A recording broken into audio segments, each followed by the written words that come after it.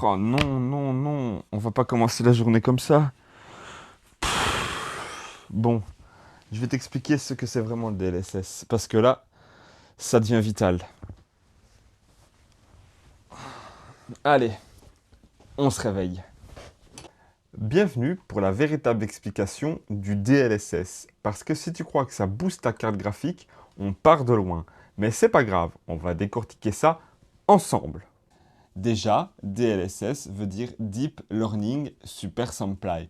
Et derrière ce nom qui fait peur, en vrai, c'est un truc beaucoup plus simple. Le jeu rend l'image en basse résolution, l'IA de Nvidia reconstruit en haute qualité, et toi, tu gagnes des FPS sans perdre trop en netteté. Alors, avant d'aller plus loin, on va déjà répondre à la question la plus simple. Mais c'est quoi exactement le DLSS? Encore une fois, DLSS veut dire Deep Learning Super Supply. Et en français simple, c'est une technique qui utilise l'intelligence artificielle pour transformer une image basse résolution en image haute résolution. Concrètement, au lieu de rendre ton image directement en 4K, ce qui explose ta carte graphique, le DLSS fait un truc malin. Il rend le jeu en résolution plus basse. L'IA prend cette image, il la reconstruit pour qu'elle ressemble à du vrai 4K, le tout en temps réel. Et c'est là que c'est fort, tu gagnes des FPS sans que ton image devienne moche comme un vieux upscaling de console. Parce que non, le DLSS, ce n'est pas juste agrandir l'image, ce n'est pas un zoom, ce n'est pas un filtre flou, c'est une reconstruction intelligente basée sur un réseau neuronal. Une IA qui a été entraînée pendant des centaines d'heures par Nvidia pour reconnaître les détails, les textures, les contours et même les mouvements. Donc, en résumé, le DLSS, c'est une façon de tricher, mais tricher intelligemment. Ton jeu calcule moins, ton GPU souffle moins, et toi, tu gagnes en fluidité. Bon, maintenant qu'on sait ce que c'est le DLSS, on va voir comment ça marche. Et là, prépare-toi parce que c'est un peu de la magie, mais version Nvidia. Pour commencer, ton jeu ne rend pas une image en 4K. Il la rend en 1080p, 1440p ou parfois encore moins. Bref, une image plus petite, plus légère. Pourquoi? Parce qu'une image basse résolution consomme moins ton GPU, donc tu gagnes des FPS. Ensuite, cette petite image est envoyée dans un réseau neuronal entraîné par Nvidia. Une IA quoi. Et elle ne fait pas que l'agrandir. Elle reconstruit les détails, elle devine les contours, elle nettoie le bruit, elle stabilise les textures. Bref, elle fait un travail que même ton œil fatigué du matin aurait du mal à faire. Et là où ça devient vraiment intelligent, c'est que le DLSS ne regarde pas seulement la frame actuelle, il regarde aussi plusieurs images précédentes, il compare, il accumule les informations, il en déduit ce qu'il manque. C'est ce qu'on appelle l'accumulation temporelle. Oui, le DLSS a plus de mémoire que moi quand je fais mes courses. Ensuite, il y a la grosse donnée que le DLSS adore, le vecteur de mouvement. En simple, le jeu dit à l'IA, ce pixel-là, il était ici avant, il va aller là après. Grâce à ça, l'IA sait distinguer un objet qui bouge, une caméra qui tourne, un effet qui éclaire, un personnage qui sprint, et c'est ce qui permet au DLSS de garder des contours propres, même quand ça bouge à l'écran. Et quand l'IA a toutes les infos, l'image basse résolution, les frames précédentes, le vecteur de mouvement, elle reconstruit une image haute résolution. Et dans beaucoup de cas, cette image est même plus propre que le rendu natif du jeu. Oui, je sais, c'est un peu humiliant pour le rendu natif.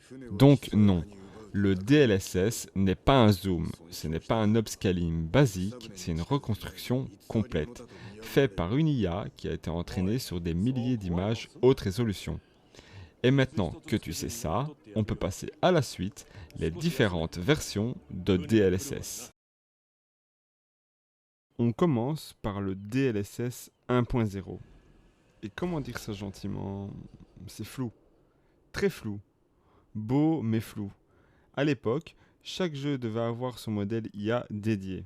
Et le résultat dépendait du jeu, du moteur, de la lune et parfois du karma. Le rendu était plus doux que net, et on voyait les contours qui se baladaient comme s'ils avaient trop bu. Mais enfin bon, c'était le début. Puis, Nvidia a sorti DLSS 2.0. Et là, changement total. Plus besoin d'entraîner un modèle par jeu. Un seul modèle d'IA utilisable partout. Cette version ajoute une reconstruction temporelle plus intelligente, une meilleure gestion des contours, une stabilisation des textures, une netteté beaucoup plus propre et une qualité souvent égale, voire meilleure que le natif. Oui, c'est là que certains jeux sont plus beaux en DLSS qualité qu'en 4K natif. Ça pique pour la natif, mais c'est vrai. C'est la grosse nouveauté. Et puis, DLSS 3 arrive. Le principe, inventer une image sur deux. Avec le DLSS 3, le jeu rend une image normale et l'IA invente une image entre les deux. Résultat, tu doubles parfois les FPS sans que le GPU calcule plus. C'est comme si tu passais de 60 FPS à 120 FPS. Mais la moitié des images sont créées par Nvidia. Mais comment ça marche? Le GPU utilise les données du moteur du jeu, les vecteurs de mouvement et même le flux optique analysé par le GPU pour deviner à quoi doit ressembler la prochaine frame. Littéralement, il prédit l'image. Oui, Nvidia fait de la voyance maintenant. Mais attention, ça ajoute un peu d'input lag, il peut y avoir des artefacts dans les mouvements rapides, et c'est surtout pour les jeux solo, pas pour l'e-sport ou les FPS compétitifs. Frame génération plus compétitif, mauvaise décision garantie. Donc, pour résumer, DLSS 1, flou mais prometteur, DLSS 2, propre, stable, ultra efficace, DLSS 3, magie noire, FPS explosé mais pas parfait partout. Et maintenant qu'on sait d'où ça vient, on va voir comment utiliser le DLSS intelligemment. Parce que oui, le mode qualité, équilibré, performance, ça change tout. DLSS qualité, c'est le mode que je recommande 9 fois sur 10. Haute résolution interne, très peu de pertes visuelles, contours propres, texture stable et dans beaucoup de jeux meilleur que le natif. En gros, tu gagnes des FPS sans perdre la qualité de ton image. C'est le mode idéal pour du 4K ou même du 1440p. DLSS équilibré, le mode ok mais bof. Équilibré, c'est correct, ni vraiment joli, ni vraiment performant. Résolution interne plus basse que qualité, image un peu moins nette, FPS plus haut. C'est un compromis, mais perso, si tu peux viser la qualité ou la performance, vas-y direct. DLSS, performance, le mode FPS à tout prix. Performance, c'est le mode pour ceux qui veulent des FPS. Beaucoup de FPS.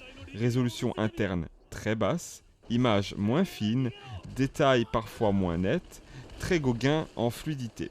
C'est parfait si tu joues en 4K et que ton GPU commence à pleurer. Le DLSS Ultra Performance, le mode 8K ou rien. Ultra Performance, alors celui-là, il est là pour une seule chose, l'affichage 8K. Résolution interne minuscule, upscaling très agressif, image souvent floue.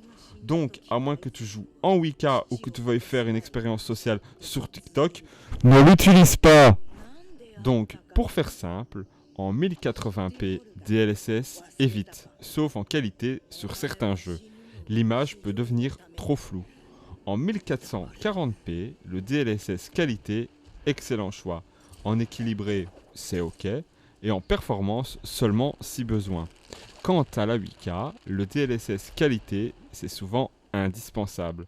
Performance, c'est un très bon compromis. Ultra performance uniquement si tu utilises de la 8K virtuelle. Voilà pour les modes DLSS. Et si tu retiens une chose, qualité meilleur rendu, performance meilleur gain, équilibré entre les deux, ultra performance uniquement pour les fous de la 8K. Maintenant, parlons de cerise sur le gâteau. La frame génération de DLSS 3. Bon, maintenant on attaque la partie qui fait peur, la fameuse frame génération. La technologie que Nvidia nous vend comme de la magie, et qui franchement n'est pas loin d'en être. En simple, La frame génération ne se contente pas d'améliorer l'image. Elle crée des images entières à partir de zéro. Tu as une frame rendue par le jeu, une frame inventée par l'IA, une frame rendue par le jeu, une frame inventée. Résultat, tu doubles parfois tes FPS sans demander un effort supplémentaire à ton GPU. Pour inventer une image crédible, le DLSS 3 utilise trois informations. La frame actuelle rendue par le jeu, la précédente, le vecteur de mouvement, plus le flux. Avec ça, l'IA calcule. Ok, cette voiture se déplace vers la droite. Donc, à la frame suivante, elle devrait être là. Et boum, Nvidia génère une frame intermédiaire beaucoup plus fluide. Parce que ton GPU ne rend qu'une frame sur deux. L'autre, c'est l'IA qui l'a créée. La moitié de ton jeu n'existe donc pas. Le frame génération, c'est parfait quand tu joues en 4K, ton GPU commence à souffrir, tu veux une fluidité de malade, tu es en solo dans un jeu narratif ou open world, de type Cyberpunk, Avatar, Alan Wake 2. C'est un vrai game changer. Mais attention, c'est pas magique et c'est clairement pas parfait. Ça ajoute de l'input lag, donc pas pour du compétitif.